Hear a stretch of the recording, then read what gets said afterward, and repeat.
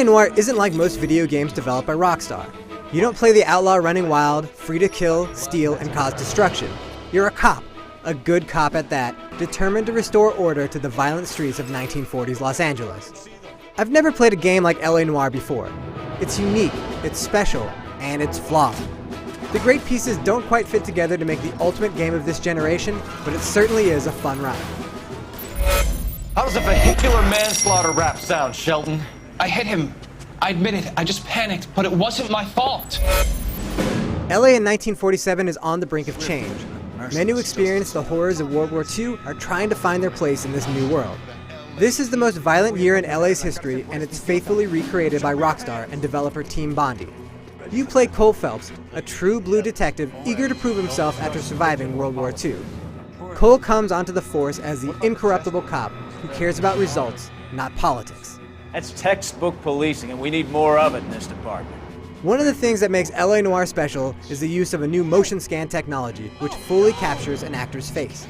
There's no animation involved. Every grimace, sideways glance, and nervous cough is exactly what the actor did.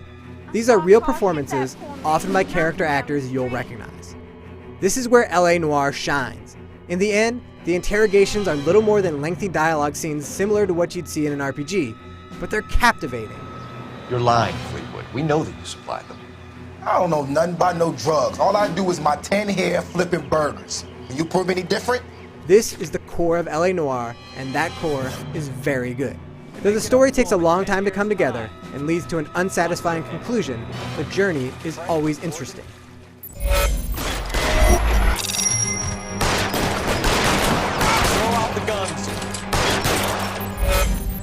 LA Noire is divided up into 21 cases spread across 5 desks, from beat cop to homicide and ending with arson.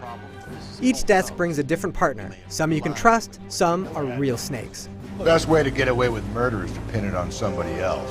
Whichever desk you're on, the method remains the same. You're a detective, so you're going to scour crime scenes searching for clues. You'll pick up items and inspect them, hoping they can provide answers to the crime. And when you question witnesses, you have to think less like a gamer, more like a sleuth. It's not easy. In fact, oftentimes it's an unbelievable challenge to judge the trustworthiness of a witness's statement. It's rarely about what they say. Instead, it's about how they act. After every response, you must choose to believe, doubt, or accuse the suspect of lying. Get it right, and you can open them up, get more clues. Get it wrong, and they offer less. The better you do over the course of a case, the more you'll understand the suspect's motivations. The worse you do, the tougher it is to get at the truth. However, the game won't end based on your conversation choices. The bad guy only gets away if it's predetermined in the story. LA Noire isn't all about badgering people. There are plenty of chases, both on foot and in cars, and as you plunge deeper into the story, there are a ton of shootouts. And hey, this is still an open world game. You're free to deviate from a case, explore the faithfully recreated 1947 Los Angeles, and tackle more action-oriented missions. 40 unassigned cases come in as calls on the radio.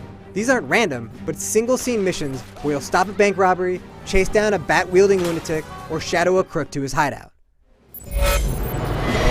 Steer him off the tar. That's it, Cole. You did it. LA Noire has issues, but it's also a bold and unique take on games as entertainment. The core gameplay mechanics work. No issues with driving, chasing perps around town, taking cover, shooting people, figuring out what to do next, or understanding how to interrogate a suspect. The various elements never come together all at the same time, but there's a lot of good things going on. No one's ever played a game like this before, and unless there's a sequel, I doubt anyone will again for some time. Credit Rockstar for taking a huge risk, for succeeding in many areas, and for offering something fresh and different. For more, head on over to IGN.com.